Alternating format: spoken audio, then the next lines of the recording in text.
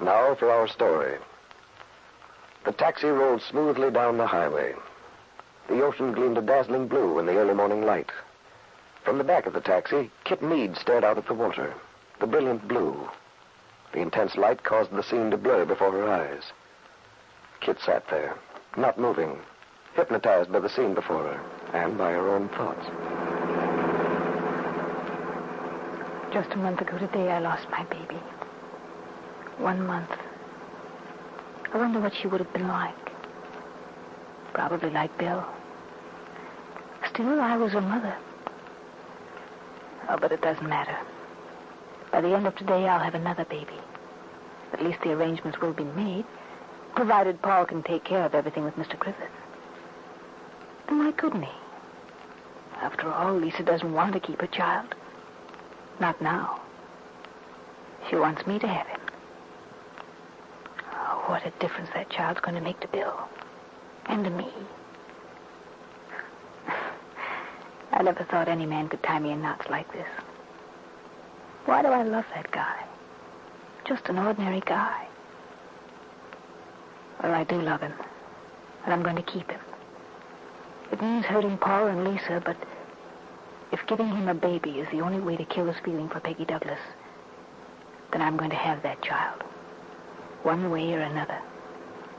And by the same token, I'm going to have Bill.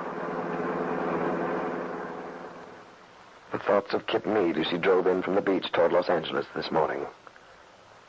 Now, in another car, Max is driving Paul Cromwell to an appointment with his attorney. That was very thoughtful of you, Max, to send Mrs. Fenner those flowers. You always do the right thing, don't you? Well, I try, Mr. Cromwell. Mrs. Kingsley and I are planning to go and see Mrs. Fenner, if she thought it would be all right. I think it better if you don't go, Max. Oh? The situation's rather strained and delicate. You might as well know, Max. You will sooner or later anyway, and I've never had any secrets from you. Mrs. Fenner isn't keeping her child. You don't mean that? But I do. Mrs. Meade's going to adopt it. But why?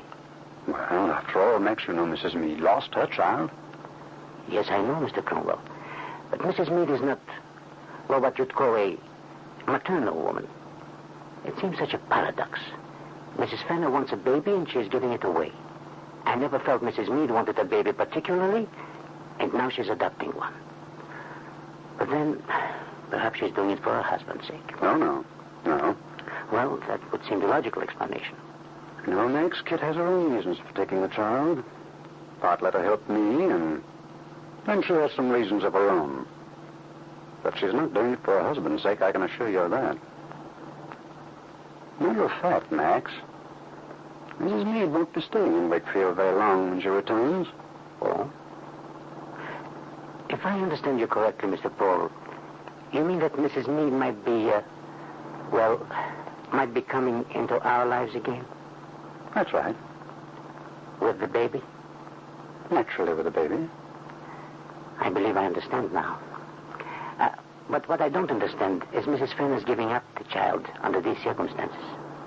Mrs. Fenner isn't aware of the circumstances, Max.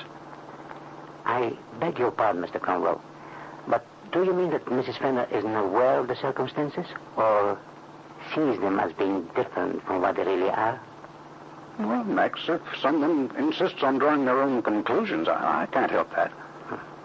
No, of course not.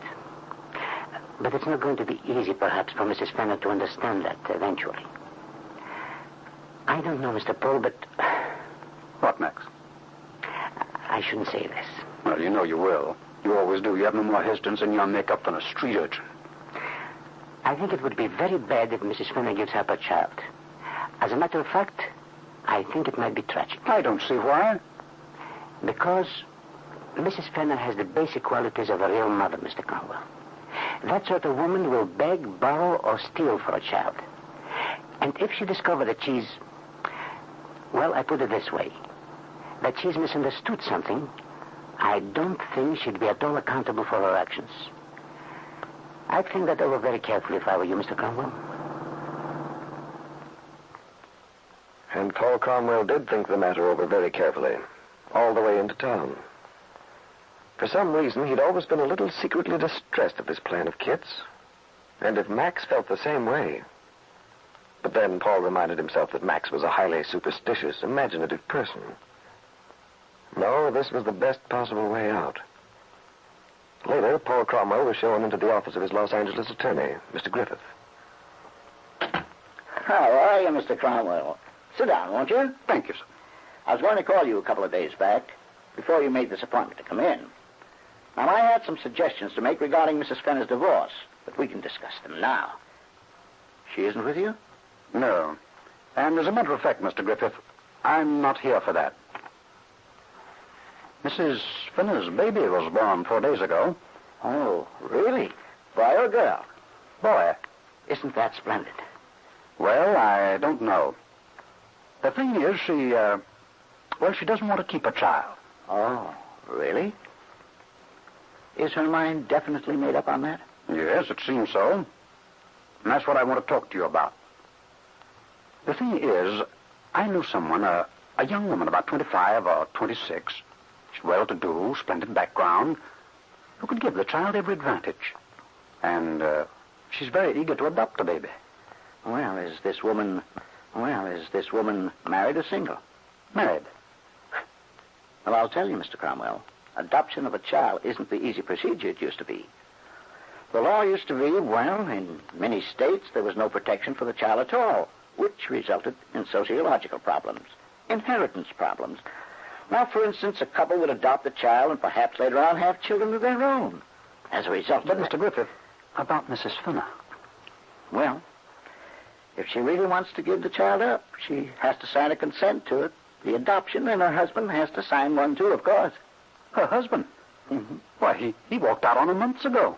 They're getting a divorce. Why, he... Oh, nevertheless, he's still married to her. But he has nothing to do with this. Has nothing to do with this. Has nothing to do with this. Has nothing to do with this. Mr. Cromwell, I'm sorry, but that's the law. The husband is father of a child belonging to his wife, proves otherwise. I see. I'm sure you understand the reason for the legislation. There again, is to protect the status of the child. Yes, I see. But I have an idea it won't be too difficult to get Mr. Fenner's consent. No, probably not. Well, we might be able to do that. Now, as to this young woman and her husband who wish to adopt the child, a petition is filled out which they sign. Just a minute, Mr. Griffith. I'm afraid you misunderstood me. Oh? Yes, I said the young woman wished to adopt the baby. I know, but didn't you say she was married? Yes.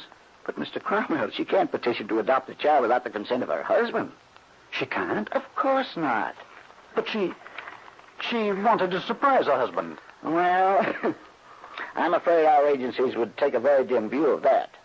You see, they have to have and be certain that the child is wanted by both of the adopted parents. Now, Mr. Griffith, look here. Mr. Fenner's in New York. As to the woman who wants to adopt the child, her husband's halfway across the country. Mrs. Fenner wants to give her baby up. This woman wants it. Her financial standing, everything can be checked into all you want.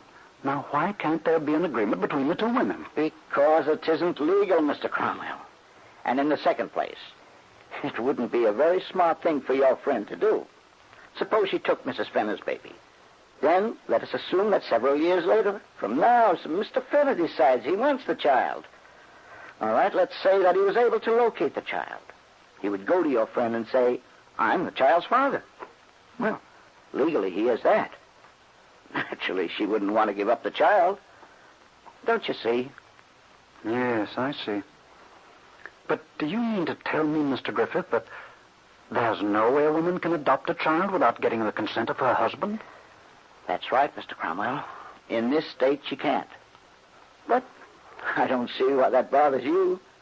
Didn't you say that your friend and her husband both wanted a child?